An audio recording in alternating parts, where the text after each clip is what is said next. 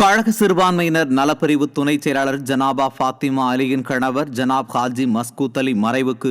அதிமுக பொதுச் செயலாளர் எடப்பாடி கே பழனிசாமி இரங்கல் தெரிவித்துள்ளார். இது தொடர்பாக அவர் வெளியிட்டுள்ள இரங்கல் செய்தியில், கழக சிறுபான்மையினர் நலப்பிரிவு துணைச் செயலாளர் ஜனாபா ஃபாத்திமா அலியின் கணவர் ஜனாப் ஹாஜி மஸ்கூத் அலி உடல்நலக்குறைவால் மருத்துவமனையில் அனுமதிக்கப்பட்டு சிகிச்சை பெற்று வந்த நிலையில் சிகிச்சை பலனின்றி மரணம் அடைந்துவிட்டார் என்ற செய்தி கேட்டு வருத்தமுற்றதாக தெரிவித்துள்ளார்.